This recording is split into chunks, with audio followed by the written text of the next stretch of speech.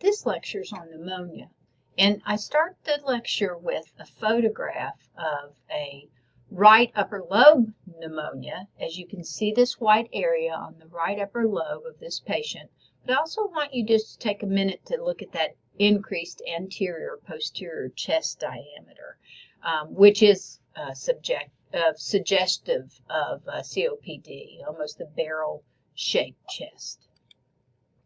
Definition of pneumonia, of community-acquired pneumonia, is an acute infection of the lung parenchyma that's associated with at least 2 active symptoms of infection occurring in a person who's either not been in the hospital or in a long-term care facility within the last 14 days.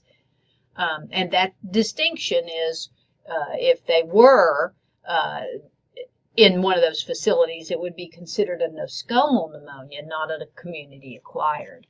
Epidemiologically, it's the leading cause of morbidity and mortality in the United States, especially in elderly or in persons with chronic conditions.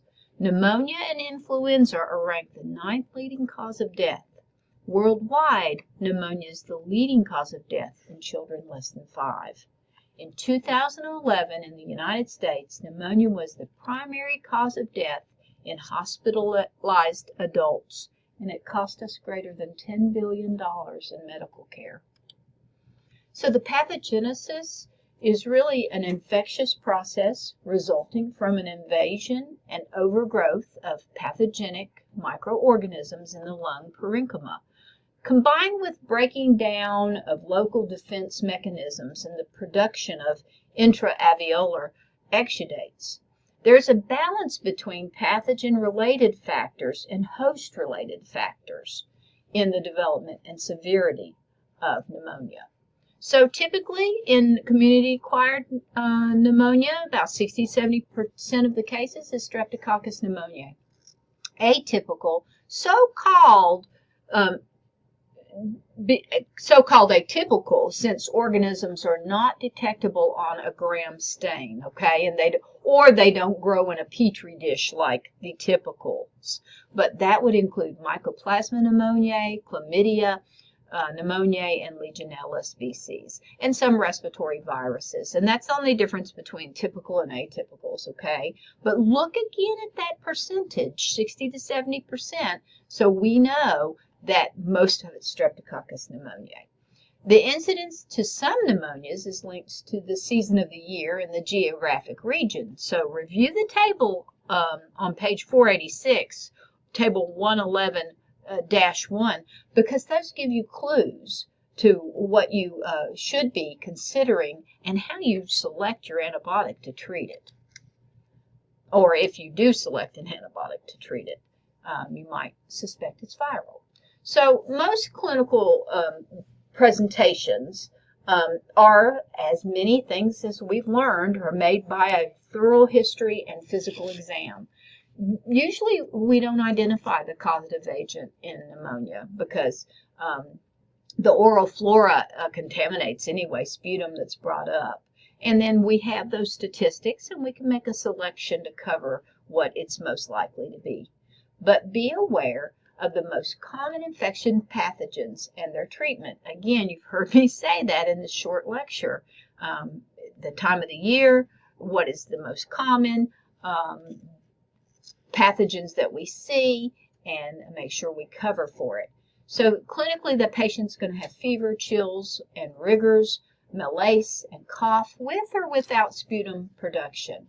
They may also report coughing up blood, hemoptysis, dyspnea, and pleuritic chest symptoms. Physical exam, auscultation listening may reveal rales that don't clear with a cough. There might be a consolidation, including dullness to percussion. Bronchial breath sounds and egophony are more common with bacterial pneumonia.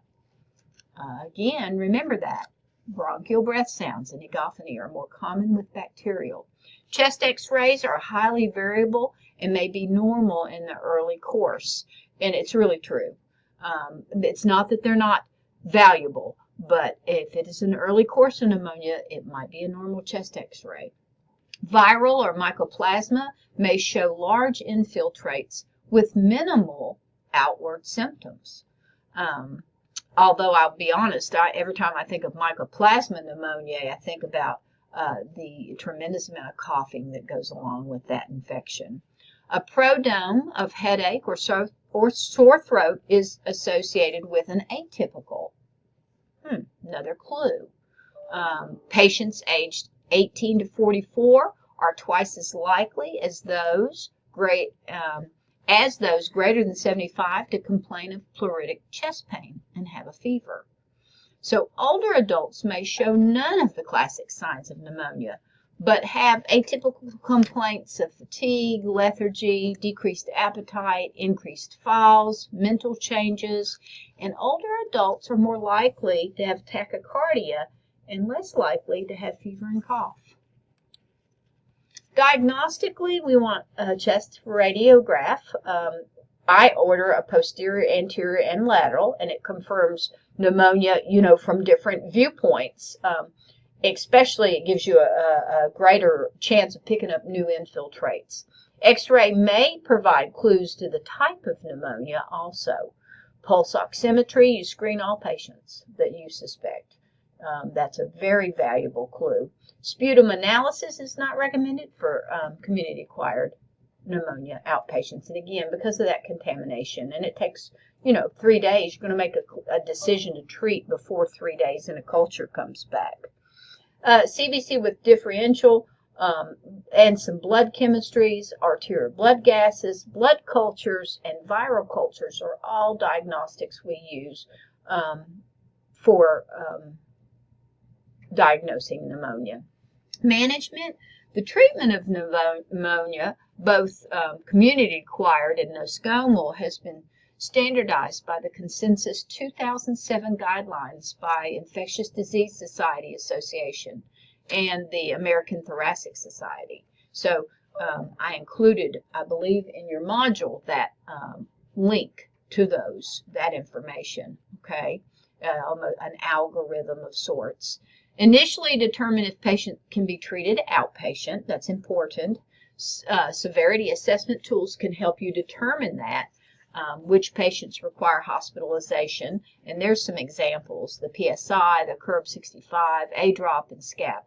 Those are just acronyms. So look at those tools and see if you would find them helpful in determining which patients require hospitalization.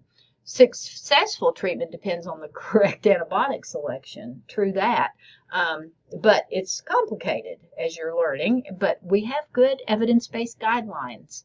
And let's use those and incorporate them. They're our expected standard.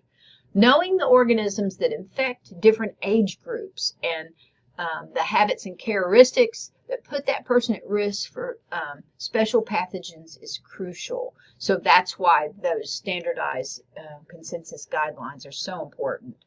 And there are new antibiotics available for community-acquired pneumonia treatment, but when you see that new antibiotic, you can also equate that might be so very expensive, but I want you to look at what our Butera suggests. And then when we have a influenza A, early treatment definitely can be benefited with the use of an antiviral, such as Tamiflu or Zanamivir, either one, but it has to be early in the disease for it to be effective.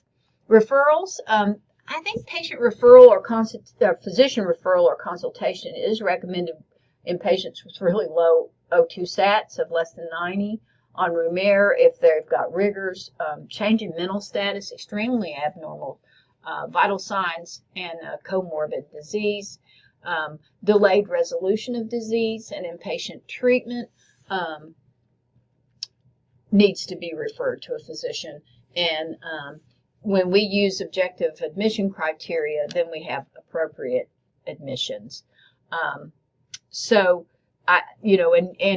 if in doubt, a lot of times in primary care, we just can't get them worked up fast enough, and the ER has that capacity to get our ABGs, our chest X-ray, the CBC with diffs, and you have to make that clinical judgment. Patient and family and education include directions for use of antibiotics and possible side effects of those drugs. Follow up in 24 to 48 hours. At least a call in 24 if you don't lay eyes and assess that patient. Avoid use of cough medication so you won't suppress the cough or the mucus.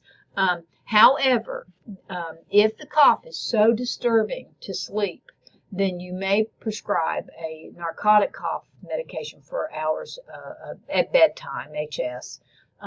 And sometimes that you're weighing the benefit versus the risk. The sleep in itself is healing. So health promotion, you're always trying to educate about pneumonia vaccine and the appropriate candidates and influenza vaccine.